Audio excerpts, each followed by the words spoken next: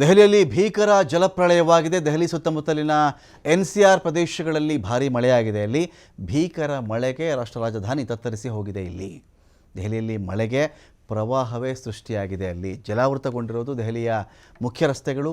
ಸದರ್ ಬಜಾರ್ನಲ್ಲಿ ಆಳೆತ್ತರಕ್ಕೆ ತುಂಬಿಕೊಂಡು ಬಿಟ್ಟಿದೆ ನೀರಲ್ಲಿ. ಸದರ್ ಬಜಾರಲ್ಲಿ ಒಬ್ಬ ಮನುಷ್ಯ 6 ಅಡಿಯ ಮನುಷ್ಯ ನಿಂತರೆ ಅಷ್ಟು ಎತ್ತರಕ್ಕೂ ಕೂಡ ನೀರು ತುಂಬ್ಕೊಂಡ್ಬಿಟ್ಟಿದೆ ಅಲ್ಲಿ ಅಂತ. ಒಂದು ಆಳು ಅಂದರೆ 6 ಅಡಿ ಅಂತ ಲೆಕ್ಕ ಹಾಕೊಳ್ತಾರೆ. ಅದನ್ನು ಶಾಲೆಯಿಂದ ಮನೆಗೆ ಹೋಗಲಿಕ್ಕಾಗದೆ ಅನೇಕ ವಿದ್ಯಾರ್ಥಿಗಳು ಪರದಾಡಿಬಿಟ್ಟಿದ್ದಾರೆ ದೆಹಲಿಯಲ್ಲಿ.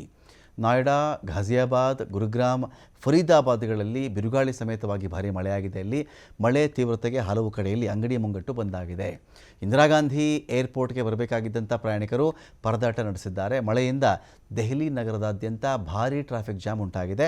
ಎಚ್ಚರಿಕೆ ಬೆನ್ನಲ್ಲೇ ವಿಮಾನ ಹಾರಾಟವನ್ನು ಬೇರೆ ಕಡೆಗೆ ಸ್ಥಳಾಂತರ ಮಾಡಲಾಗಿದೆ. 250ಕ್ಕಿಂತ ಹೆಚ್ಚಿನ ವಿಮಾನಗಳ ಸಂಚಾರದಲ್ಲಿ ವಿಳಂಬವಾಗಿದೆ. ಇಲ್ಲಿ ದೆಹಲಿಯ ರಣಮಳೆಗೆ 15 ವಿಮಾನಗಳ ಮಾರ್ಗವನ್ನೇ ಬದಲಾಯಿಸಲಾಗಿದೆ. ಜೈಪುರ, ಚಂಡೀಗಢದ ಕಡೆಗೆ ವಿಮಾನಗಳು ತಿರುಗಿವೆ.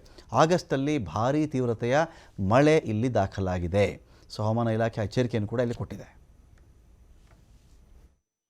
24 अगस्त है और दिल्ली में लगातार सुबह से बारिश हो रही है, घंटों से बारिश हो रही, काफ़ी मूसलाधार बारिश हो रही है।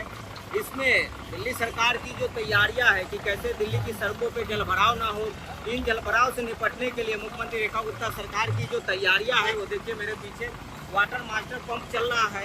और इस पंप का काम है कि जो जलभराव हो रहा है सड़कों पे उसको निकाल के जो है दूर वहाँ पे फेंका जा रहा है मेरे पीछे। तो कहीं ना कहीं दिल्ली में भाजपा सरकार जो है उनकी जो तैयारियां है मुख्यमंत्री रेखा गुप्ता सरकार और PWD डिपार्टमेंट का कि कैसे दिल्ली में जलभराव ना हो।